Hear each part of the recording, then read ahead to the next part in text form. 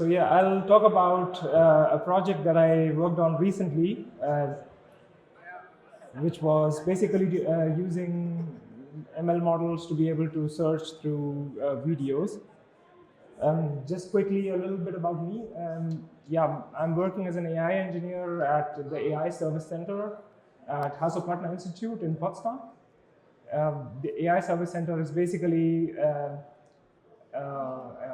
funded by the federal government. It provides advisory services to small, medium, and large enterprises who are looking to build something in AI. Everything we offer is for free because we are funded by the government. So yeah, we also have a GPU cluster to train models. So if anyone is working for a company and you would like to work with AI, please feel free to get in touch. I also co-founded a company. I'm still working on it as a bootstrapped project. It's called Sylby. It's a pronunciation training app. Yeah, that's something still going on. And in the past, I did my PhD at Freie Universität in the area of spatial information retrieval, so also known as location-based search, before RAG became so popular. Yeah.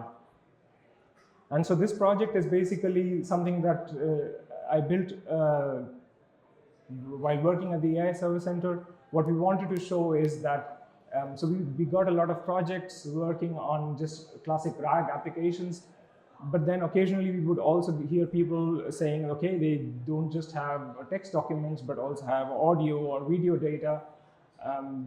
Wouldn't it be nice to be able to search through that data also? Yeah, so with videos, we have this problem that there is no shortcut for being able to quickly look for the information that we're looking for. If you just think about generating transcripts and then searching and converting into, so basically text, and then searching through that text, of course, that just gives you one side of the information. And then imagine not just being able to search just one video, but maybe you have a set of videos. So we had someone, for example, who had recordings of interviews of people living in Berlin for over, like, I don't know, decades. And they wanted to be able to search these videos. So how do you enable that? So the application itself is basically meant to be a self-hosted tool. What I've used for building it is for the backend using Fast API. In the front end, it's React. For the transcription, so I'm using Whisper. It's the most common solution these days. Of course, as a vector database for the embeddings, I'm using ChromaDB, but of course you can use something else. So Quadrant, for example, from Berlin, and Olama for hosting models locally. But again, here also there are better solutions now. Yeah. So how it works is as the input, you give a YouTube or URL, or you can just upload a file, for example. So this is meant as a demo to show you how to work, for example, with YouTube URLs. And with that, I'm using a library called YTDLP, which lets you download these videos, and FFmpeg for isolating the audio track. And then there are two things that are happening. One with the audio data, basically using Whisper to generate segments, so transcript segments, and then embedding these using text embedding model. And on the other hand, using OpenCV to sample frames from this video, and using vision language embedding model like SIGLib to convert those into embeddings and also store them in the vector database. To demonstrate, so there are like 4 different ways of search that are implemented right now. So classic keyword search, so just keyword matching, just as a baseline. Then there is like a semantic search implemented, which just searches over the text of the transcript. using the embeddings.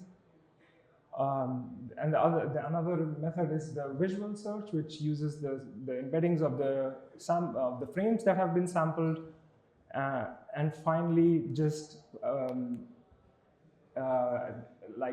using an LLM also to combine the information and just give a user-friendly answer at the end.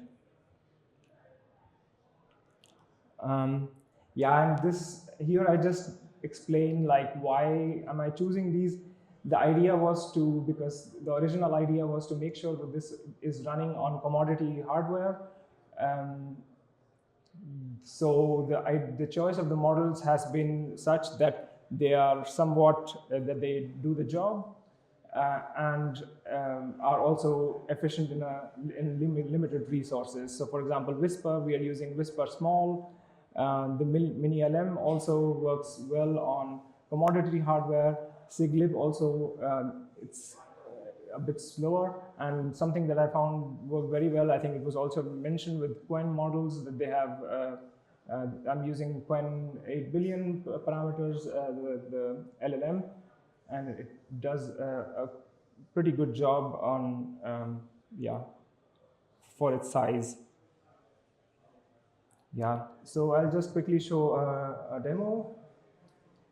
So for the demo, I just uploaded some videos of, here they're already indexed. So they are videos of news videos. So Tagesschau. So yeah, the idea is here, in the keyword search, we can just enter any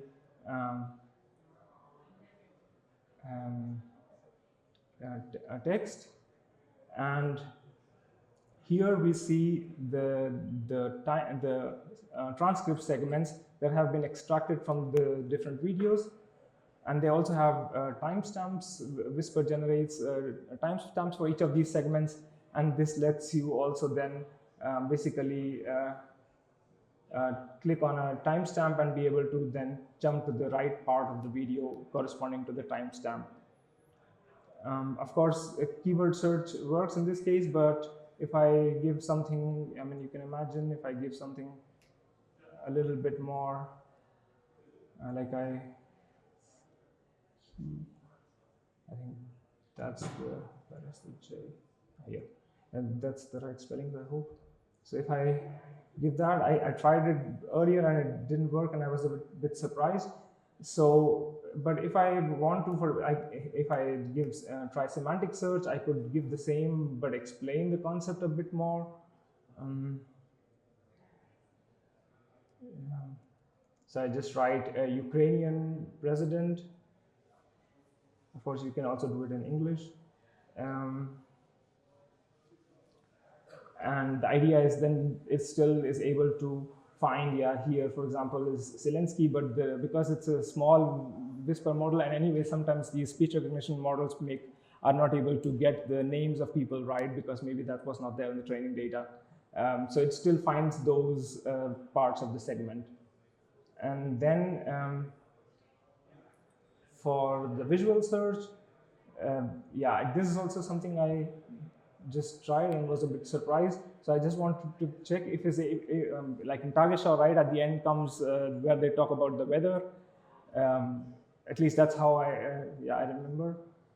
So I was thinking that maybe it can find it, and this takes a little bit of time, but not too much. Okay, so it actually really managed to find like the parts of the video where it's talking about, I guess because there is this map with the icons of the weather and things like that. Or you can also give other more descriptive, like I think there is like Foya, I think it was, if I remember correctly. Maybe not that. Okay, sometimes of course it doesn't do that well. Fever, I wrote it wrong, sorry, okay. It did find fever, okay, something like that.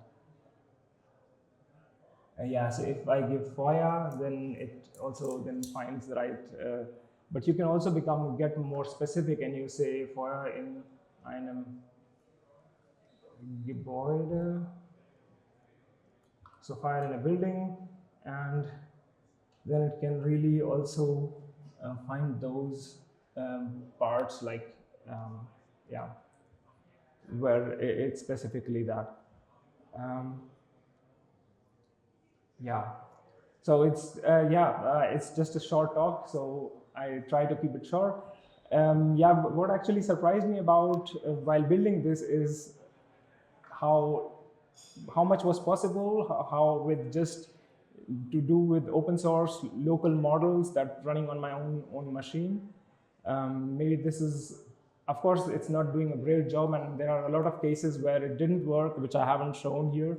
But I think for a start, it was a very good thing to try out. What was personally for me quite surprising was the part about visual search. I wasn't expecting that, for example, Clip or Siglip would out of the box be able to support visual retrieval so well. So I think that kind of opens up a lot of different applications also. Yeah, and one thing that I haven't implemented yet, but I'm working on still, is to have one score, so which combines the score of the text retrieval as well as the vision retrieval. But of course, the problem there